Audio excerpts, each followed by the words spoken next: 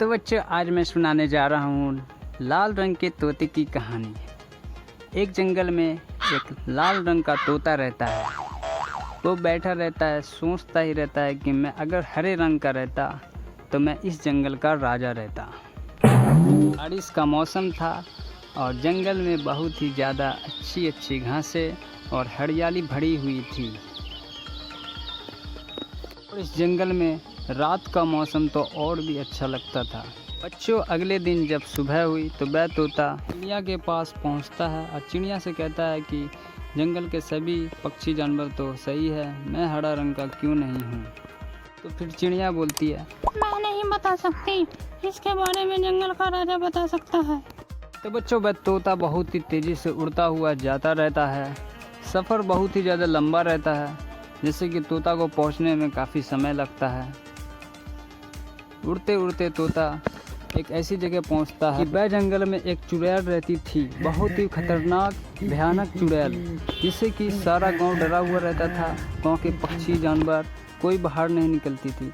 एक दिन वह एक पक्षी को गायब करके अपने गुफा में लेकर चल जाती है। गांव में चर्चा होने लगता है कि कौन उसे उठा करके लेके गया है। कौवे सरपंच के पास पहुंचता है और कहता है, मेरे बच्चे गायब हैं पिछले 2 दिन से। सरपंच जी, आप हमारी मदद करें, नहीं तो मैं मर जाऊंगी अपने बच्चे के बिना। सरपंच कहता है वो बच्चा गांव से बाहर नहीं गया होगा, जंगल की ओर नहीं गया होगा। तो सरपंच उस कौवे को दिलासा दे करके कहता है, कौवा कहता है हमारा बच्चा हमेशा हमारे साथ रहता है, कहीं वो बाहर जंगल की ओर नहीं जाता है। आखिर हमारा बच्चे को घर से कौन उठा करके लेकर के गया है। सरपंच जी, आप हमारी मदद करें और जल्द से जल्द हमारे बच्चे को खोज के दें। चिड़िया जो बिल्कुल चुप बैठी रहती है, उसको पता ही नहीं लगता है कि कहीं हमारा ये बच्चा गायब न हो जाए, इसी के लिए वो कुछ नहीं कहता। सरपंच जी बोलता है कि आप अपने बच्चे को खोजो और मैं भी खोजता हूँ, चलो साथ में खोजते हैं बच्चों को। तभी बच्चों रात हो जाता है। अगले दिन सरपंच और कौवा और चिड़िया तीनों एक लकड़ी के पीछे नुक जाते हैं और देखते हैं कि बच्चों को कौन हर रोज़ उठा करके लेकर के जाता है। कौवा कहता है, सरपंच जी, यहाँ तो कोई भी नहीं है, जंगल के रास्ते से कौन आखिर आता है। फिर बच्चों थोड़ी देर में वह चुड़ैल आती है उस रास्ते से और फिर तीनों सरपंच, कौवे और चिड़िया देख लेती है कि एक चुड़ैल है, हो सकता है कि यही बच्चों को गायब करती है। तो सरपंच जी कहता है कि ये चुड़ैल का हमें पीछा करना होगा या फिर कहाँ तक जाती है। वह चुड़ैल बच्चे को खोजती रहती है इधर उधर कि कोई बच्चा मिलेगा तो हम उसे फिर अपने गुफा में लेकर के जाएंगे। वह चुड़ैल कहती है कि अगर आज हमें बच्चा नहीं मिला तो मैं 1000 साल ज़िंदा नहीं रह पाऊँगी, क्योंकि हमें सब बच्चों को चुरा करके बलि देना होगा। चुड़ैल के हाथ में एक तेज़ तलवार रहता है, इसी से उस बच्चे की बलि देने वाली थी।